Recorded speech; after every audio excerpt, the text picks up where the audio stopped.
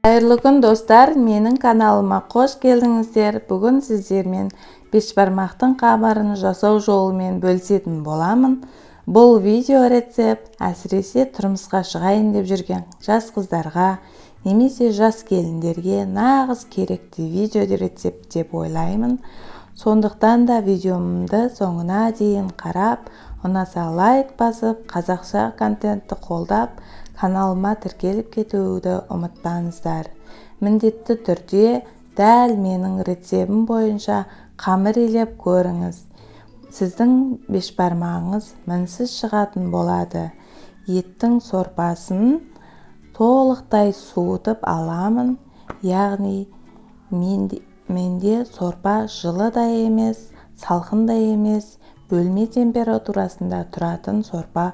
Соған 2 жұмыртқа және тұз сеуіп, қасықпен жақсылап араластырамыз. Барлық керекті заттардың мөлшерін видеоның описаниясына қалдырып кететін боламын. Енді міндетті түрде електен өткен ұн себемін. Бірден көп қылып қосып жібермеңіз. Ең әуелі қасықпен араластырып аламын. Әрі қарай қолмен араластырып, жақсылап қаттылау қамыр илейтін боламын. Егер ұн сіздерде аздау болып кетсе, тағы да қосып жіберсеңіздер болады. Міндетті түрде ұнды көбірек қосып қаттылау қамыр илейміз.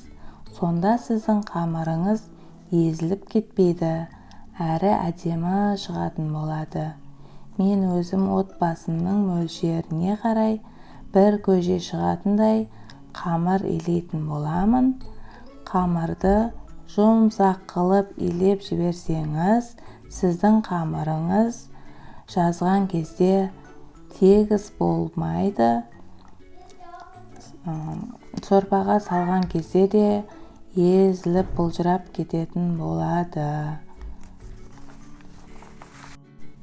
Видеодағыдай басып, қазір мен жұмсақ жұқа етіп, еттің қамырындай илейтін боламын.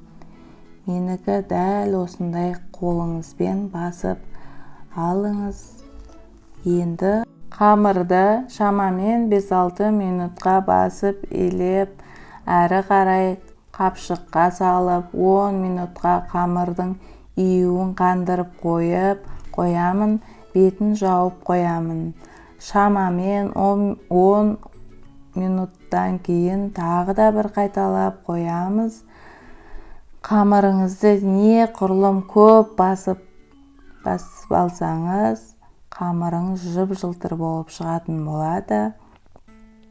Соған қарай қамырымыз жылтырап, өзіңіз қолыңызды жазған кезде дөп-дөңгелек болып, әдемі болып жайылатын болады. Жақсы июі қанған қамырға тіпті көп ұн себудің де қажет емес. Тағы да қапшыққа салып, бетін жауып, шамамен 5 минутқа тұндырып қоямыз.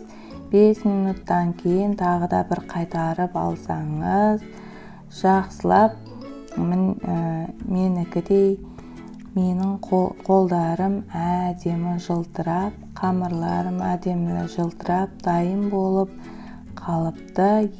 Енді июі қанған қамырды ұнды алып, сеуіп, қамырым видеомдағыдай басып, қазір мен жұқа етіп, еттің қамырын илейтін боламын. Менікі дәл осылай қолыңызбен басып аламыз.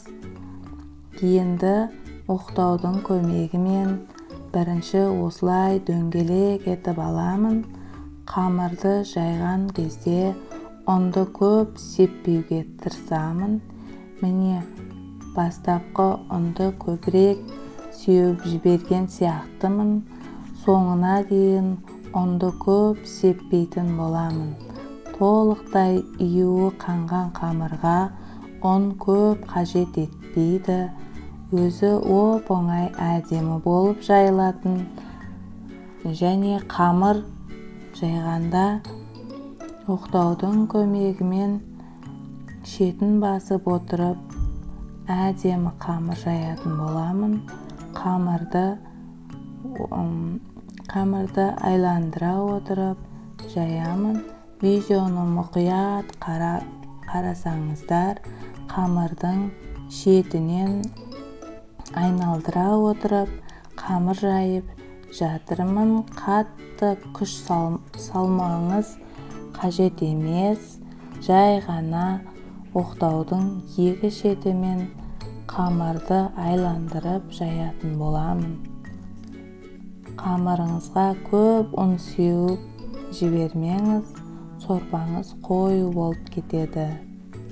Сондықтан да ұнды көп сеуге тырыспаймын. Әрине, еттің қамырын бірінші рет дайындап тұрсаңыз, сізді біріншіде, екіншіде дұрыс шықпауы да барлығы тәжірибеге байланысты келеді.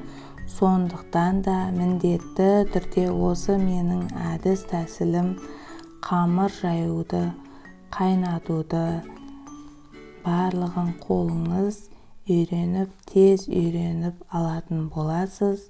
Мен дәл осылай қамыр жаюды үйренгенмін.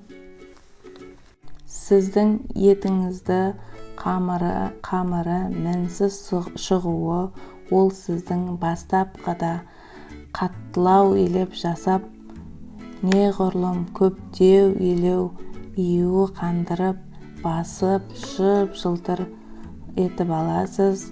Неғұрлым сіздің қамырыңыз оңай жайылатын болады, әрі өте дәмді,